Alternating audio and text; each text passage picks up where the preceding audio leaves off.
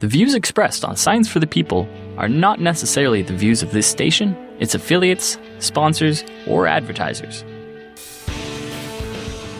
This week we're going inside the courtroom to try and understand how evidence and witness testimony is presented, and how courtroom strategy can affect a trial's outcome. Welcome to Science for the People. I'm Rochelle Saunders. With me is Colin Miller, an associate professor of law at the University of South Carolina School of Law. He blogs at EvidenceProf Blog and is one of the hosts of the Undisclosed Podcast, the first season of which deep dives into the case against Adnan Syed that was pushed into the national spotlight by the hit podcast Serial. Colin, welcome to Science for the People. Hi, thanks for having me. So I don't want to spend too much time talking about this particular case up front, but there may actually be some people out there who don't know about Serial or Syed's case. So can you give our listeners some context by giving them a quick summary of the case, what Serial was and what Undisclosed is and how it came to be? The case against Adnan Syed, it was for the murder of Heyman Lee in 1999. They were both students at a high school in Baltimore County, Maryland. And the Serial podcast was an offshoot of This American Life, and it was a weekly examination of the facts, the witness statements, etc., that took place, and basically re-examining whether justice was done back in 1999. We then followed that up with Undisclosed, which had more of a legal focus on aspects of the case, and the current status is that at the beginning of February, there is a reopened hearing and appeal where new evidence relating to both the cell tower technology and an alibi witness will be presented. So when you guys decided to start Undisclosed, what was the motivation for you? Because it is very much a deep dive into this particular case. Now, obviously, there was some interest in the case generated by Serial, but what made you guys want to go even deeper down that rabbit hole?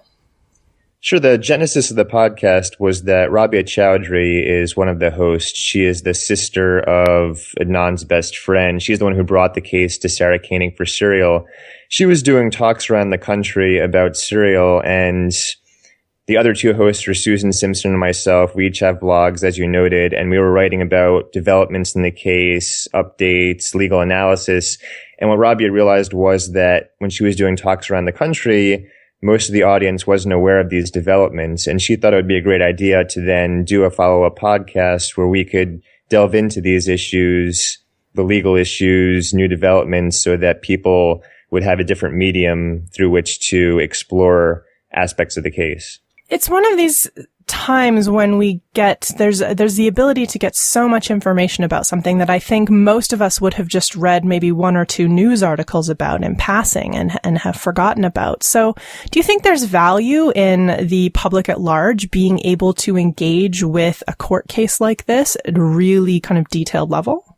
Absolutely. I've always said that the way that legal reporting has been done, it's very much been opaque in the past. As you know, you might read a few newspaper articles about a case, a couple paragraph description, and the entire purpose of having a jury system is to have an educated populace that can go into a courtroom and understand what's going on. And I think that our podcast, other podcasts that have been done, The Making of a Murderer on Netflix, they all allow people to really pull back the curtain and have some transparency about what's being done right and what's being done wrong in the legal system, such that if they're ever asked to serve on a jury, they have a better grasp of what they might see in the courtroom.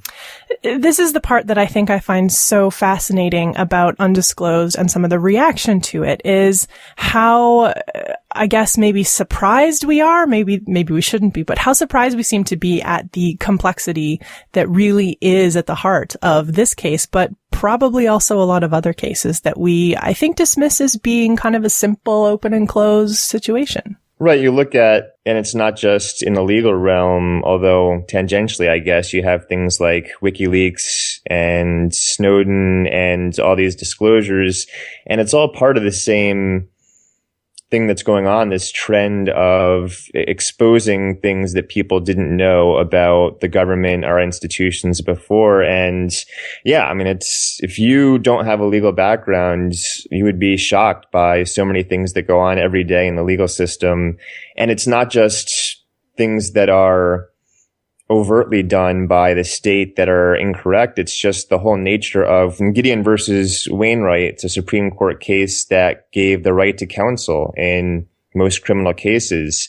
And that's led to a public defender system in the country that is really inadequate on many fronts. It's underfunded. It is people handling dozens of cases at the same time. And just to have an understanding, if you enter a courtroom and see this defendant being represented and getting an understanding of the bigger picture of what is and isn't going on in the legal justice system. When someone is called to be on a jury, how much, I guess, is their mind blown, or how much of what they anticipate a court case to be like turns out to be entirely different? I guess what I'm asking is, how prepared are we to be on a jury when we're called? I would say very much unprepared. I think probably what is typical is most people have seen trials presented on TV shows or movies, and the perception of what that is often very different from the reality. It's often much more technical. It's more protracted. You don't see the type of 30 or 60-minute justice you might see in popular culture representation of it. So, yeah, I mean, I think that people are not prepared for what they're going to see in the courtroom in a typical case. And that's why I think it's so important to educate the public about what they might tend to see when they're there in the courtroom and having to sometimes make decisions about life or death. If you are selected for a jury, is there any type of like crash course that you get on your first day to kind of introduce you to what's going to happen, or give you some context around how you're supposed to go about making this decision, or what types of weight you should be giving certain types of evidence or certain types of witness testimony? Is there any kind of like jury 101 that happens? Basically, Jury 101 is the judge giving jury instructions, and most jurisdictions have pattern jury instructions, and the judge can either do those word for word or sort of modify them for his own use. And they instruct jurors about things like the definition of guilt beyond a reasonable doubt. They tell jurors what they are and are not to consider in rendering the verdict in the case. So there are those jury instructions, but it is, as you say, more in the sense of a crash course as opposed to a comprehensive understanding of exactly what they're supposed to be doing. So what are the standards of reasonable doubt that a jury is supposed to adhere to? Yeah, and that's part of the difficulty, is that the United States Supreme Court has said that the standard of guilt beyond a reasonable doubt defies quantification. And in fact, that any attempt to quantify it by saying beyond a reasonable doubt is 90% certainty, that in fact is unconstitutional and can lead to a verdict being thrown out. Basically, the Supreme Court has said beyond a reasonable doubt is a subjective state of near certitude. What exactly that means, again, that's difficult to say. What it really means is it's up to the individual jurors in the case to decide for themselves what it means. Sometimes there are sort of descriptive definitions given, such as beyond a reasonable doubt is such that in your average life, you would go forward with an important decision, meaning that you lacked reasonable doubt before maybe buying a house or accepting a job. So that's one definition I've seen. But again, there's no quantification. There's no uniformity among courts as to how jurors render that decision. And if you're a member of a jury and you are in the courtroom and there's something going on, and you're confused about what's happening, or you're confused about the way information is presented, is the jury able to ask questions, or are they sort of just there as passive observers until it comes time to render their verdict? Yeah, we can address that on a few fronts. Most jurisdictions say, in fact, that jurors can't take notes during trial, that distracts their observation of the witnesses. Increasingly, a minority of courts are saying that jurors can take notes.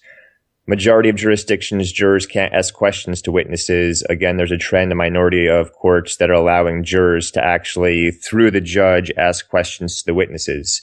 If a juror is confused, they think there's misconduct on the jury, they can, through the bailiff, submit questions to the judge, such as, I have a question about the definition of premeditation in a first-degree murder case, and I'm not quite certain what you said in the courtroom. Can you please give us clarification?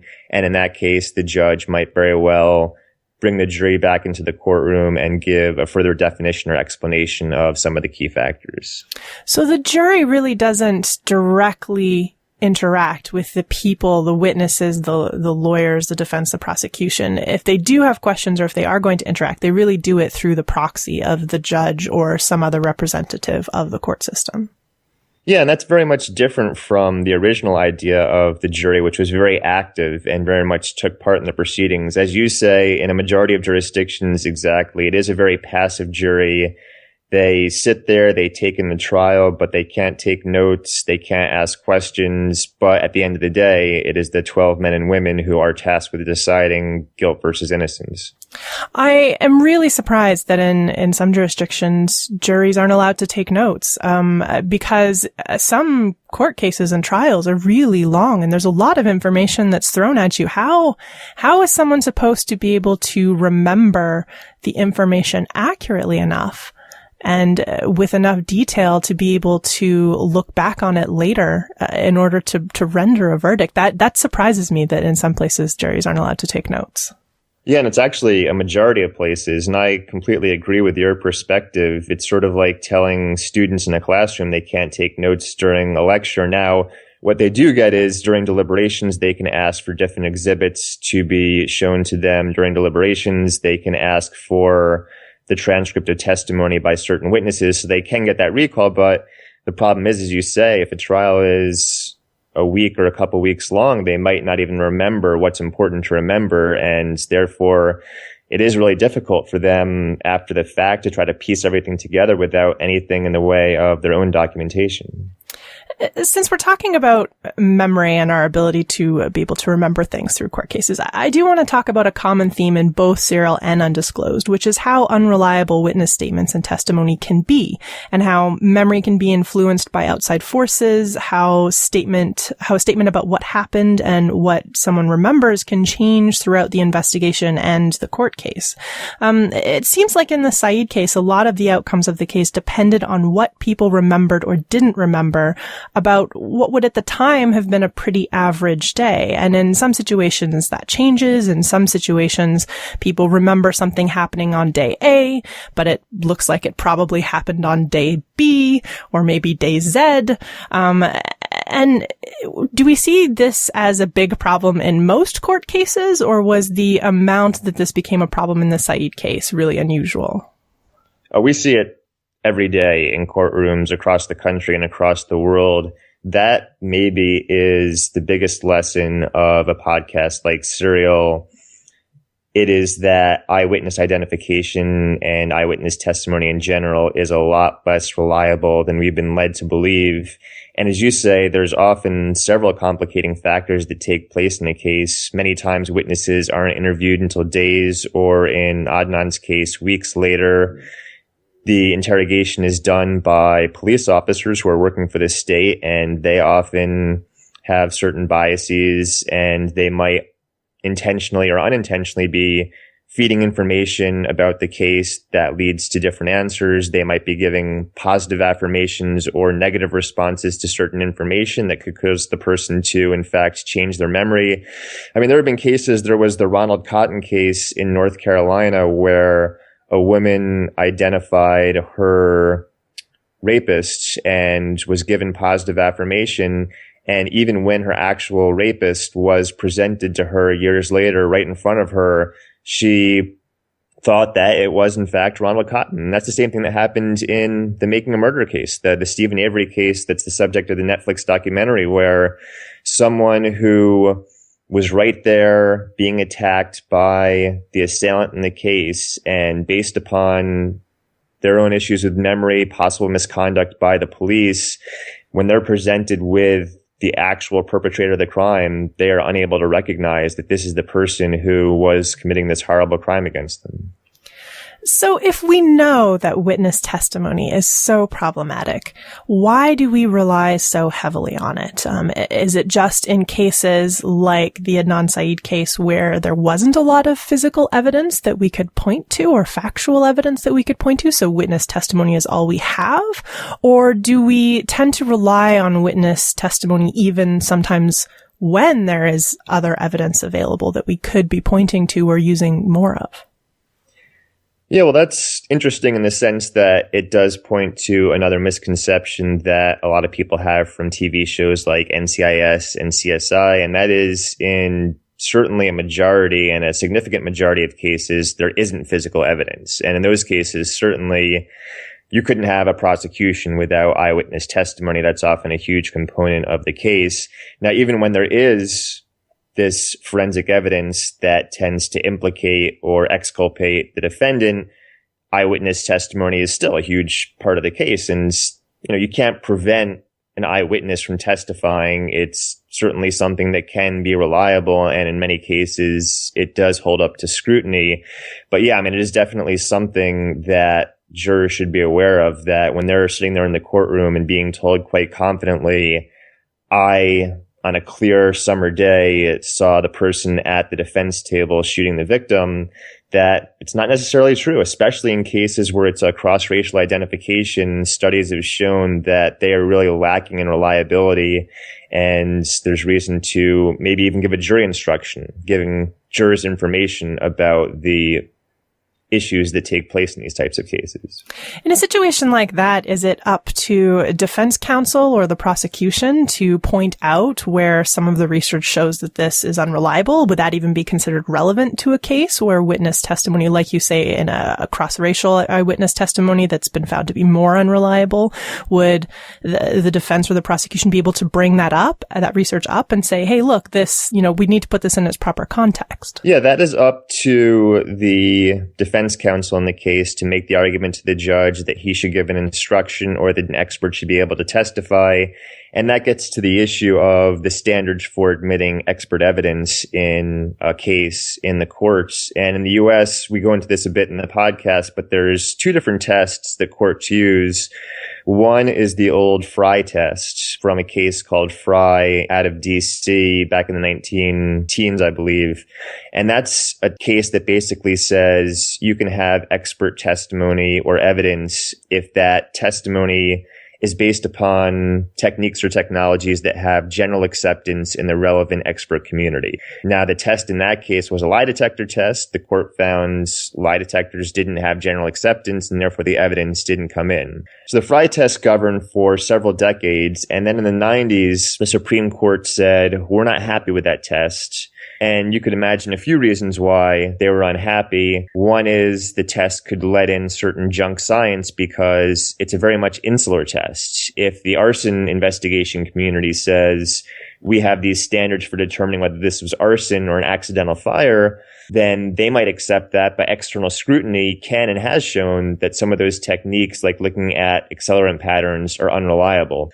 So what Daubert said was, at the federal level at least, and now in several states, we're going to replace the Fry test with the concept of judge as judicial gatekeeper. And that judge basically will apply several factors. They list 5 in the opinion, but they're not exhaustive, and other factors can be considered, but they're things like, has the technique or technology been subjected to peer review or publication? What's the rate of error? Are there controls that can be used in the testing? And so basically, to your point, if we have defense counsel and they want to have an expert come in and testify, here are the flaws with cross-racial identification, they have to convince the judge, depending upon the courtroom, under the Fry test or the Daubert test, that this testimony is both reliable and that it's relevant, that it goes to issues that are essential in resolving guilt or innocence in the case. So in a matter like this, where there is some research pointing at the reliability of a witness, would it be up to the judge to figure out whether or not that's junk science or real science?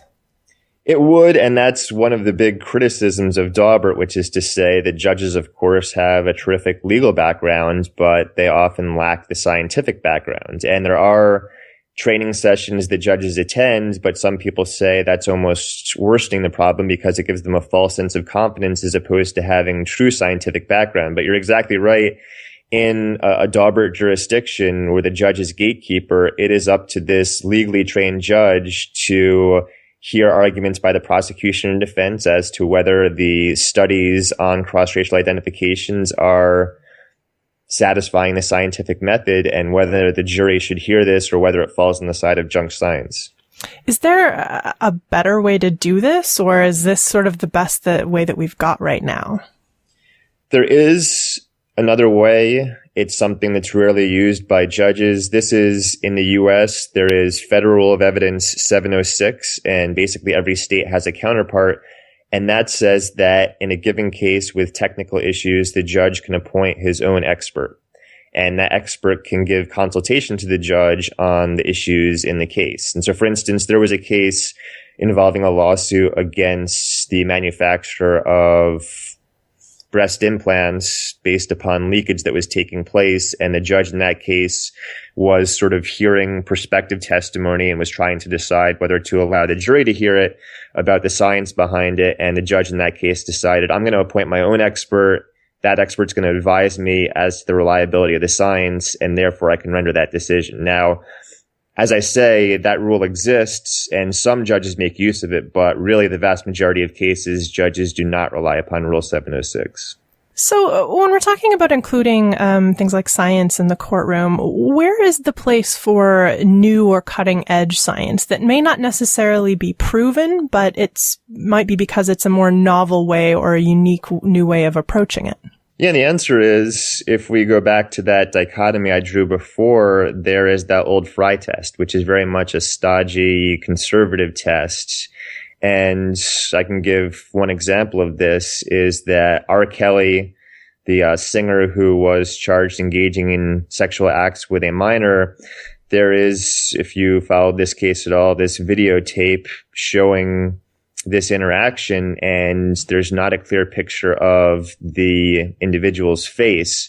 And so what the prosecution tried to do in that case was to use not facial recognition, but vein pattern recognition. So basically, you were clearly able to see on the video the vein pattern on the back of the person's hand. And in fact, in parts of Asia, this vein pattern analysis is used, and it's treated almost as well as fingerprints. But in Illinois, the old Fry test is still used, and it was a fairly simple analysis for the court to say, here's vein pattern analysis. It doesn't have general acceptance in the U.S. It has some acceptance overseas, and therefore, per se, we're going to deem that inadmissible. Other jurisdictions that follow the Daubert test, there is what's used in some countries in Europe is not fingerprint, but earprint. So if you have, say, a phone or a wall, you can dust that and get an earprint. And in Europe, they say that this is close to as reliable as a fingerprint. In a Daubert jurisdiction, a court might look at that and say, well, on the one hand, it doesn't have general acceptance yet in the US, but here is some peer-reviewed publications. I can see how they used controls as in fingerprint studies to show a low rate of error.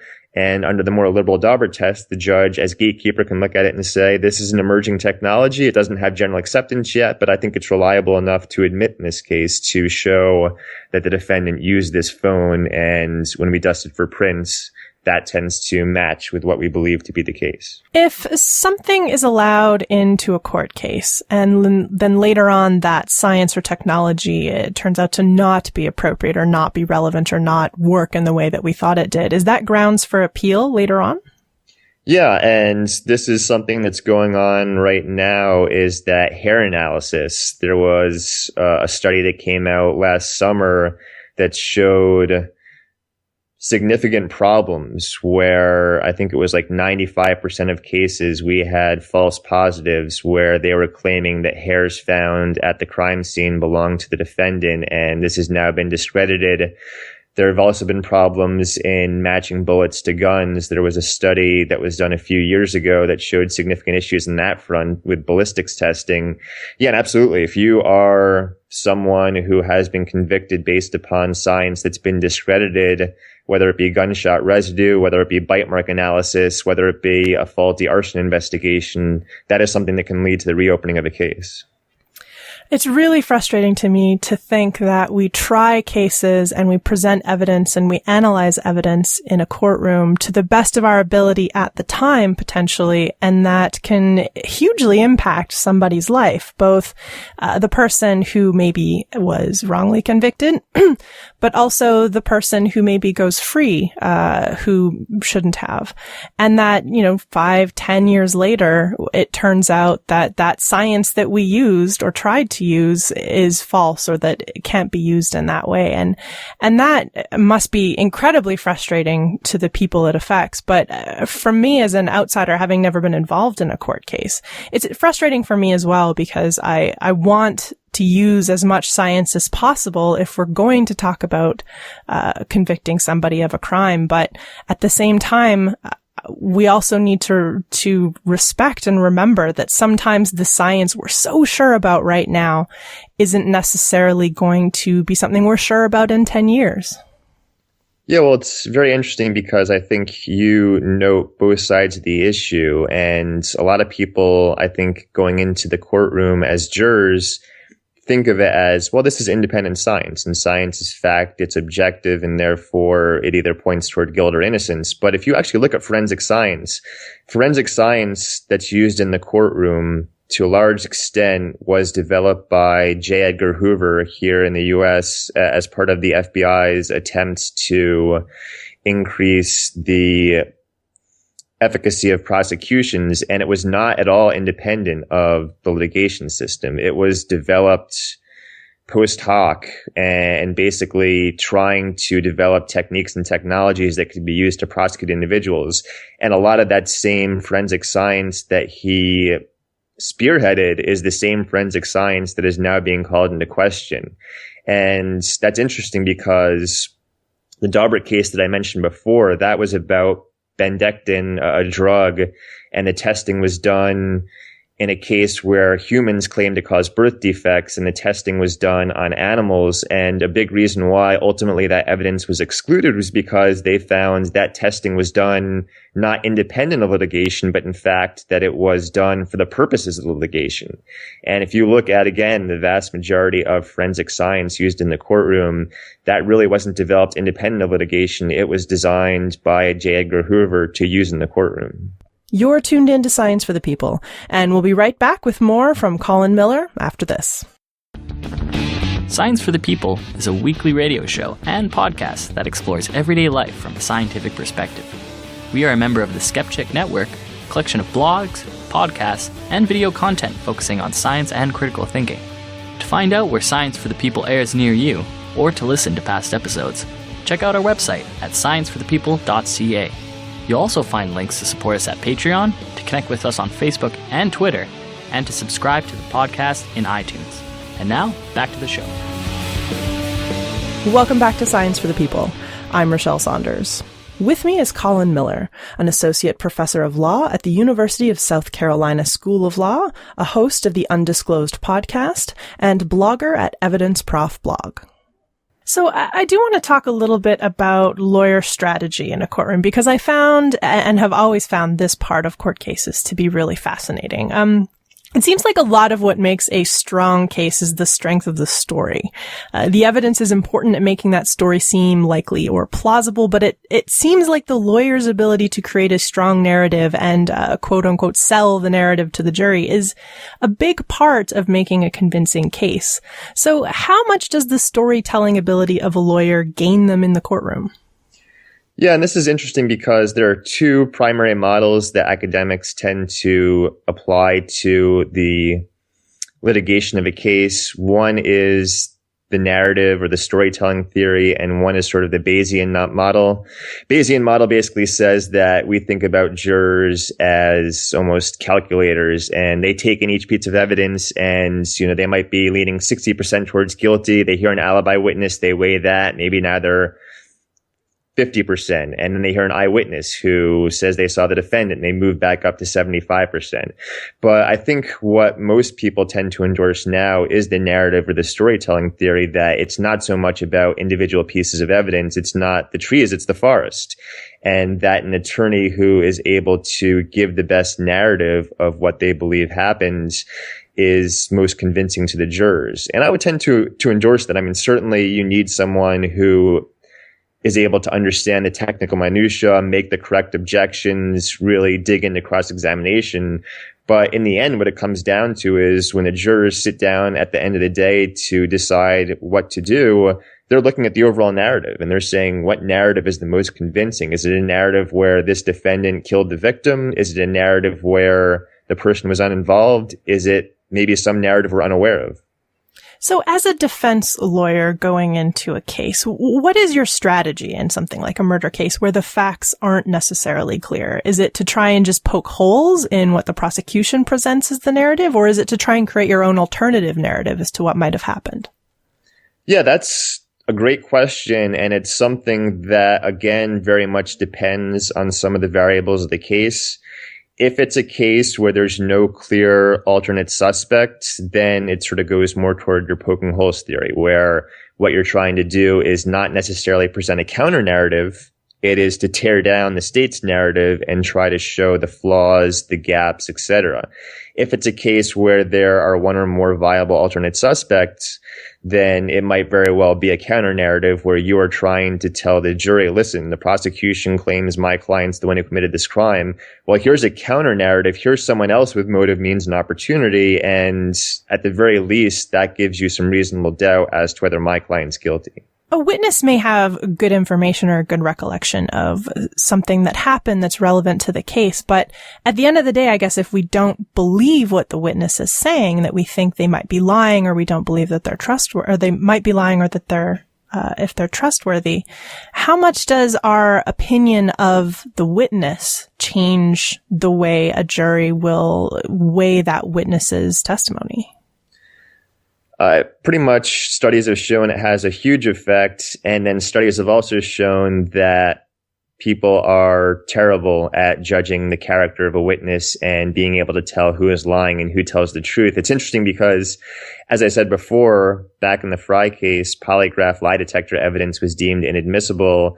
And in fact, there's the Sheffer case that was decided, I guess a couple decades ago now, where again, the Supreme Court said polygraph evidence is unreliable. And in one of the opinions in the case, Justice Clarence Thomas said, we can't have lie detector evidence because the jury is the lie detector. And that's true in the sense that at the end of the day, it comes down to, does the jury tend to believe the prosecution's witnesses more, or do they tend to believe the defense witnesses more?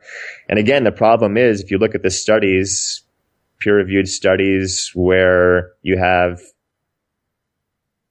jurors, not real jurors, but jurors in a study, and they are given people who are lying and telling the truth, that while we think we're pretty good judges of character and who's telling the truth, that in fact, we really have no idea as to the veracity of witnesses. Do savvy lawyers try and use some of our preconceptions about who is likely to lie and who is likely to tell the truth sort of against us if we're on a jury? Would they try and present someone that maybe they know to be more unreliable in a way that implies they're more reliable than they are? Yeah, I mean, that's, again, if we go back to the prosecution of Adnan Syed and we have this witness, Jay Wilds, and you have the prosecutor in the case basically front-ending it in his opening statement by saying, we don't choose our witnesses. This is a case of a murder. And in fact, the reason why Adnan sought out Jay Wilds to help him in the murder was because he's exactly the type of person that he would need to approach, as opposed to sort of the choir boys, the magnet school students that he associated with on a regular basis. And so you should expect that he might have had some issues with the law, and you might expect some contradictions in his testimony. The very fact that he has a character that might lead you to distrust him is exactly why he was sought out by the defendant in this case. Looking at the defendant, how much of a handicap do you have starting from the position of you are charged with murder? I mean, we're told presumed innocent until proven guilty, but there seem to be a lot of people who think they wouldn't have charged him if he didn't do it. So presumably the people on a jury aren't immune to this idea or this bias. Yeah, nor are the witnesses in the case. So again, if we return to the Adnan Syed case, one of the witnesses was Debbie, who was a classmate of Adnan, and there's a transcript of her interview. It's on our Undisclosed website, and the police are interrogating her. And she notes how at first she thought that Adnan was innocent. And then they asked, do you still think that? And her response is, no, I think he's probably guilty now. And they ask why. And basically her one response is, well, he was arrested. And if he was arrested, you must have had good reason to arrest him. And so here's someone, she was a good friend of him for years.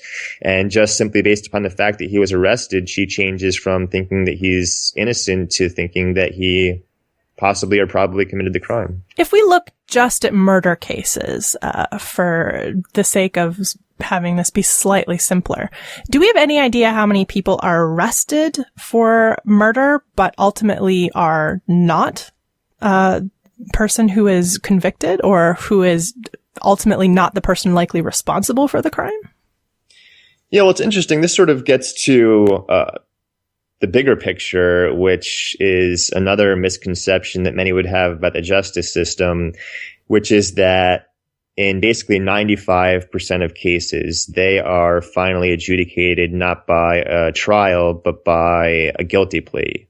And that's because plea bargaining has become the dominant way of resolving of cases in the American justice system. And that's partially based upon the overburdened public defender system.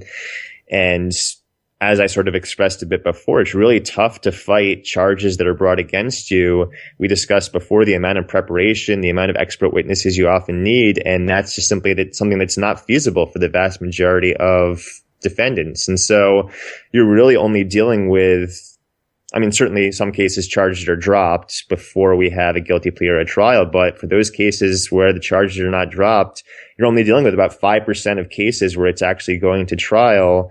And in 95% of cases, you have the person pleading guilty. And that's sort of some of the work the Innocence Project has done to show that there can be false confessions and science can be faulty. And oftentimes DNA evidence shows that even someone who confessed to a crime is actually not guilty of that crime.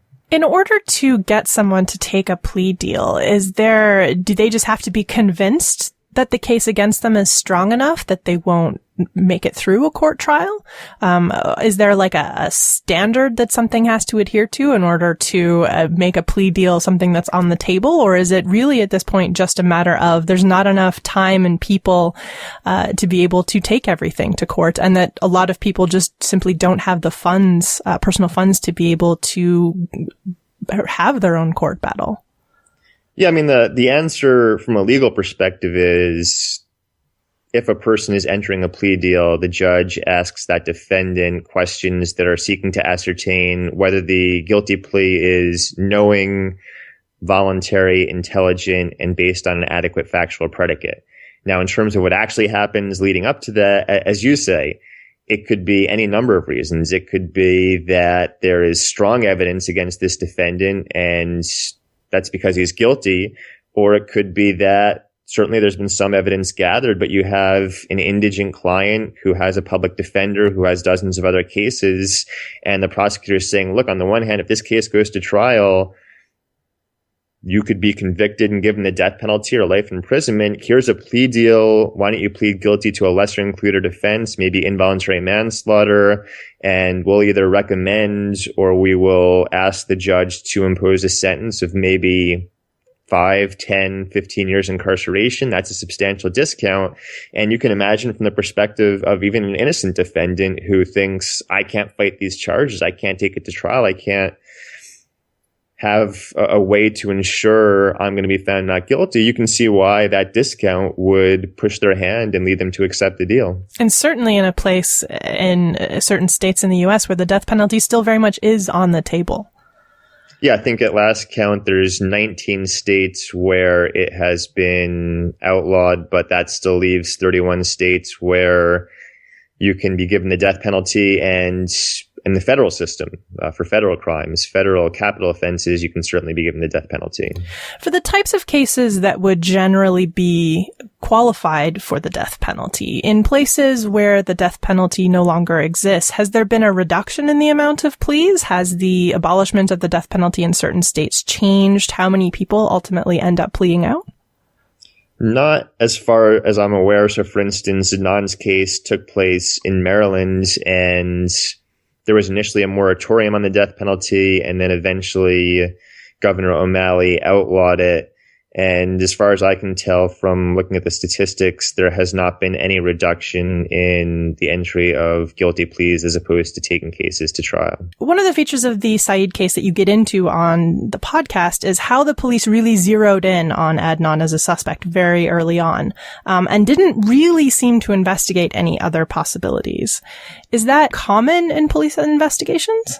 Yeah, I mean, it's just like anyone else. The police are subject to confirmation bias, and you'll see it in any number of cases where they get an initial suspect, sort of put the blinders on, they hone in on that subject because there are a lot of pressures. They might be political pressures, they might be pressure from the public, but basically their goal is to close the case. And you will see articles and people talking about it in presentations. My clearance rate is 90%. It's 95%. That is their goal. And obviously the goal should be trying to figure out the truth. But yeah, you can certainly see in many of the cases handled by the Innocence Projects across the country, it is something where they got their suspect, they honed in. As they got contradictory evidence, they ignored it. As they got corroborating evidence, they certainly adopted it.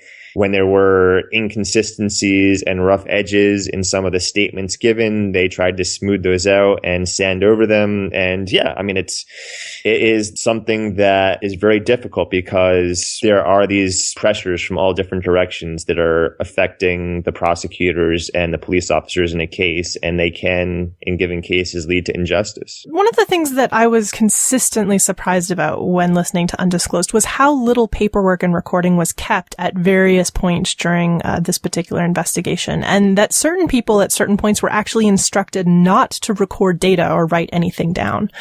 Is that something that's common? I feel like there should be a law where everything must be written down, where there's a mandate for paperwork in these particular cases. Yeah, and that's a trend. So for instance, one thing was that, as I noted before, we had Jay Wilds, this witness, being interviewed several times, and in addition to the interviews, there were so-called pre-interviews, which were not transcribed.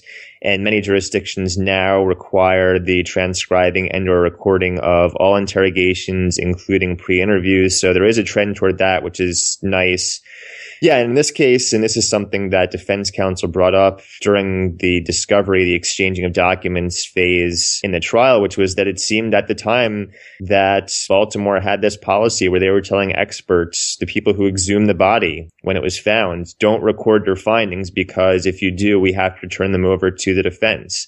And that's something that unfortunately takes place in too many jurisdictions. Now, there certainly are jurisdictions actually going in the opposite direction, and they have open file discovery where, far from trying to hide the ball from the defense, they open their entire files to the defense and say, here's everything we have. But it's very much a jurisdiction by jurisdiction thing where some are great about recording things and make sure everything's in the record and turn it over, and others are basically trying to prevent the defense from seeing as much as possible.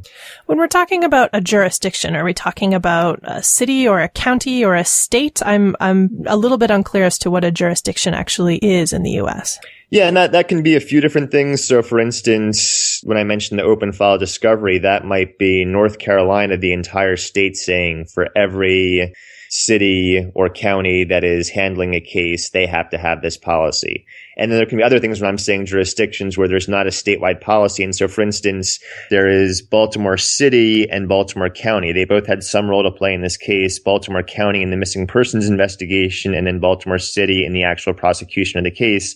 And where there's not a statewide policy, there might be difference in practice where the jurisdictions being these two different, the county versus the city. So what are the police and the prosecutors required to turn over to the defense? I mean, it sounds like there are some different rules depending on what jurisdiction you're in, but that there must be some rules that are common between all places in the U.S.? Yeah, exactly. So there is a Supreme Court opinion, Brady versus Maryland, which applies in every single jurisdiction. That says, under the Due Process Clause, prosecution has to disclose material exculpatory evidence to the defense in advance of trial. That's evidence that tends to point toward the defendant's innocence.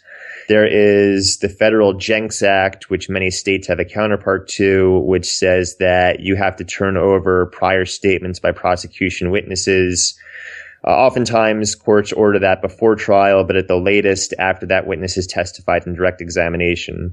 Beyond that, it very much is a jurisdiction by jurisdiction statutory law that decides discovery. So, for instance, at the federal level, it's Federal Rule of Criminal Procedure 16, and then many states have versions that are similar.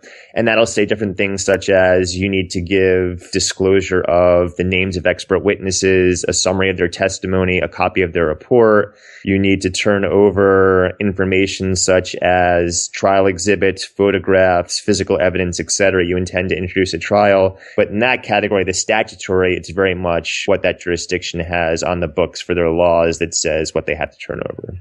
What types of information don't they have to turn over to the defense? Yeah, they don't have to turn over, if we sort of, again, break it down by jurisdiction to jurisdiction. So if we're taking Brady off the table, we're taking Jenks off the table, you could have, well, first we'll say, this is something that applies across the board is work product. So anything where it is the impressions of, say, the prosecutor and talking to a witness and they're sort of developing their trial strategy, that's something that doesn't have to be turned over.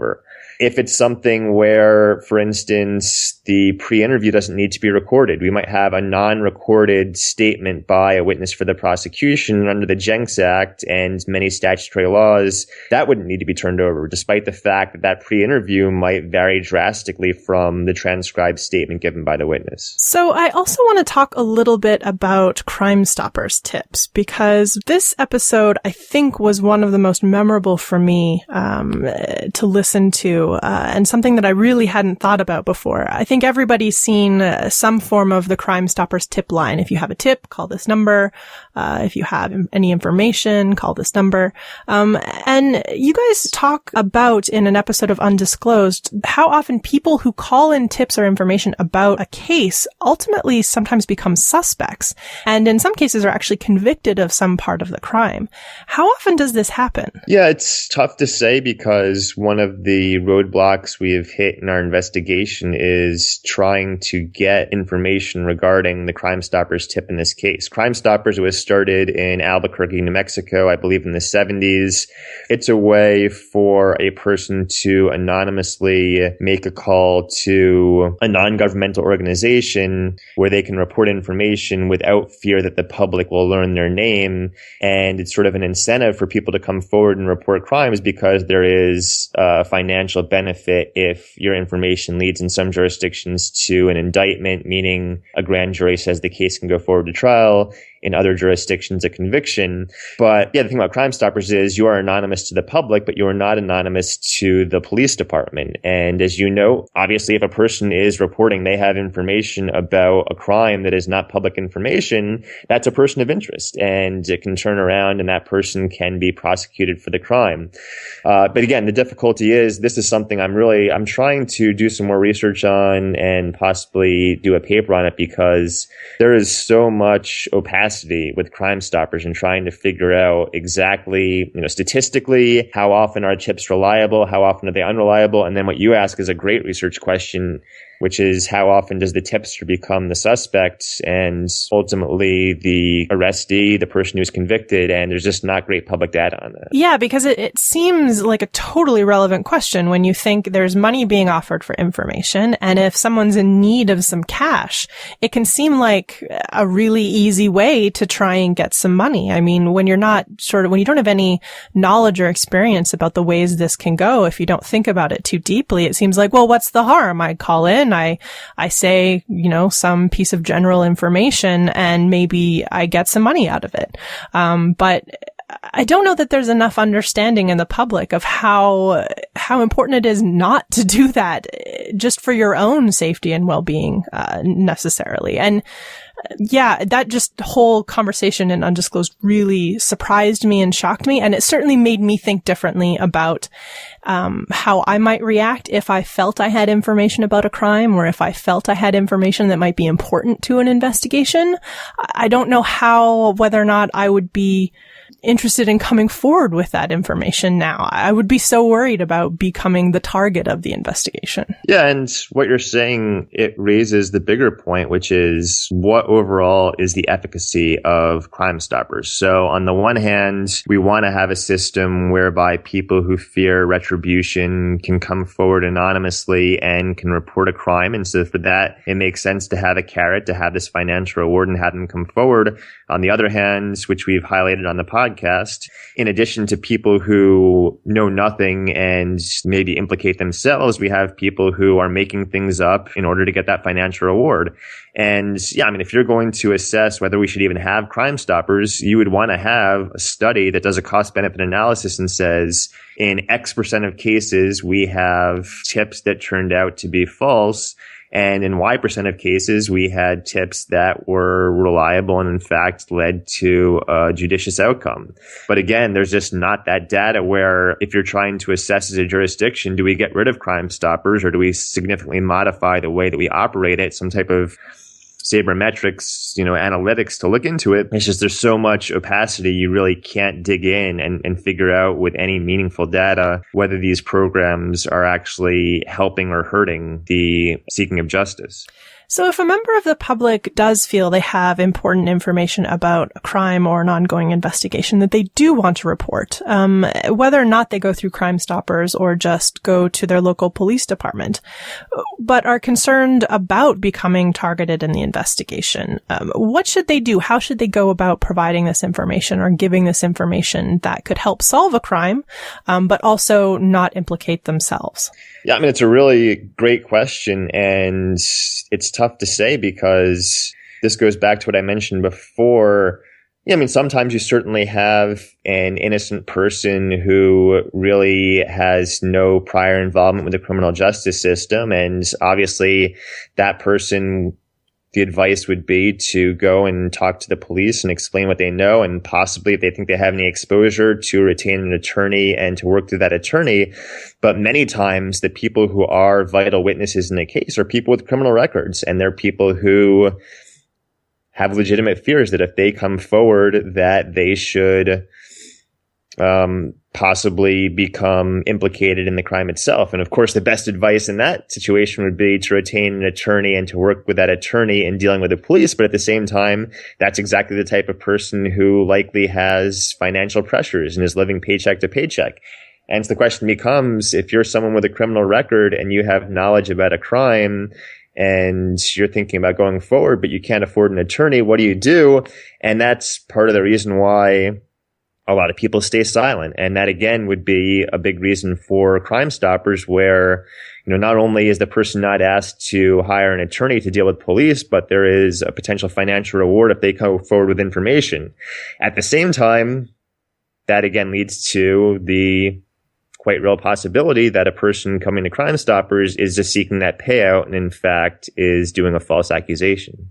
So if you're going to be questioned by the police, either you've given a tip or you have some information or they just sort of show up on your door or give you a phone call, is there something that people should know or should remember when they talk to the police? Is there something they should be prepared for? Should they, in any of these situations, just immediately, if they're able to, go and retain a lawyer to help them through these situations? I mean, what is the best piece of advice that you could give to someone who may become involved in an investigation, not necessarily the target, but maybe as a witness or as someone with important information as part of it? Yeah, well, I mean, we have it here in the U.S. I think you have a version of it in Canada, is you have the Miranda rights, which is if the police are trying to subject you to a custodial interrogation, you have the right to remain silent, you have the right to an attorney. I mean, yeah, that's absolutely the best advice I can give, is if you feel like you have any type of exposure in a case, regardless of whether you have any involvement or not, and the police are seeking answers about information that could tend to in any way incriminate you, to simply at that point in time say you can't answer any further questions until consulting with an attorney. And there are ways that a person can get representation, but again, there are difficulties there, is that in many jurisdictions, including Maryland, back in 1999, you didn't qualify for a public defender until you were charged with a crime. There are legal aid organizations, there are pro bono attorneys, there are ways to get some type of representation. So yeah, I mean, the advice is to seek out an attorney. The problem is there a financially sound way that you can do so? Is there how much time do you have to find an attorney if you get called by the police and you're uncomfortable with speaking to them on your own, but you may not have the funds to be able to retain your own counsel, and maybe you have to go through a third party or find someone who has a pro bono that you can use or something like that? How long do you have to actually find a lawyer to help you out with this? Well, the answer is, from a legal perspective, you have unlimited time because you can persistently invoke the right to remain silent. You never have to answer those questions. In fact, even if you're prosecuted, you can invoke that Fifth Amendment privilege, not testify, and the judge has to instruct the jury not to draw an adverse inference based upon your lack of testimony.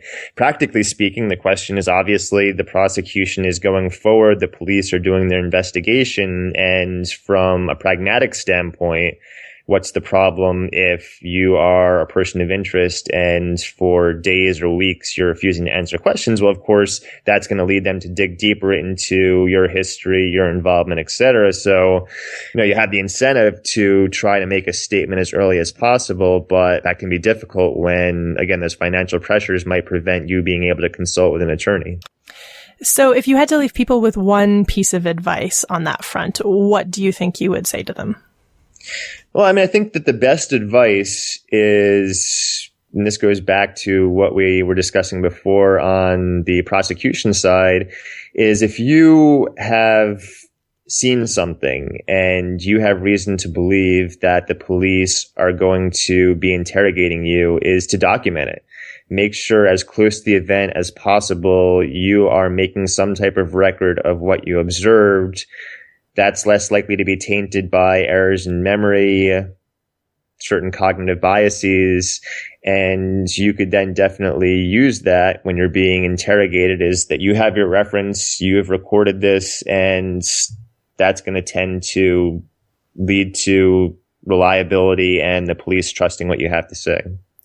So, Colin, just before we go, I'm interested to find out, as someone who follows these types of cases, as someone who thinks about this a lot, as someone who works in the current justice system in the U.S., what do you think the current U.S. justice system does well, and what do you think it does really badly?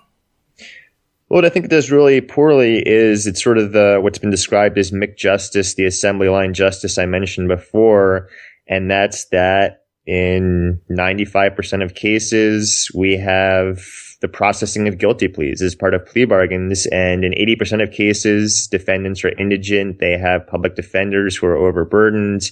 It's 90% representation in capital cases. And that's just really a huge issue where we don't have what you would think of as the traditional adjudication of guilt or innocence. It is literally a public defender meeting with a client for a handful of minutes and reaching the decision, we have to plead guilty in this case, let's take the sentencing discount. In terms of what I think the system does well, I still am a proponent of the jury system. And I think that more often than not, when it goes to a jury trial, the jury gets it right. And I think that as compared to other systems you might see in other jurisdictions in other countries, having 12 unbiased men and women processing a case, a jury of your peers, people in the community hearing the case and hearing the evidence, I still, despite its flaws, its warts, I believe the jury system is the best way to adjudicate cases. I think improvements can be made. I don't think that the jury system is perfect, but I do think that it is the best model out there for deciding guilt or innocence. Colin, thanks so much for joining me today. I'm definitely looking forward to what you guys at the Undisclosed Podcast throw at us next. Sure. Thanks for having me.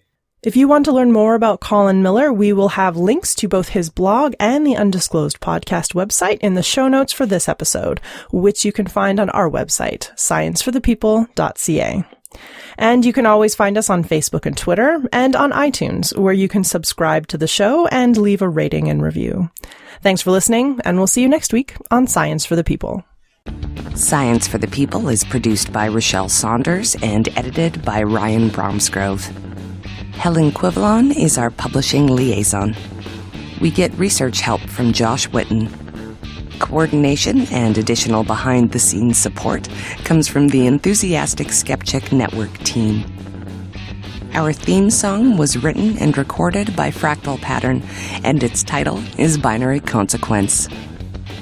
Science for the People is listener-supported. You can find us on Patreon, where you can support us with monthly donations in any amount. In return, we regularly post special patron-only extra content and after-show casual conversations with guests. This show is created in partnership with the Skepchick Network, a collection of blogs, podcasts, and video content focusing on the intersection of science, popular culture, politics, and social justice. You can find out more about Skepchick at skepchick.org. The show is hosted by Rochelle Saunders and me, Desiree Schell.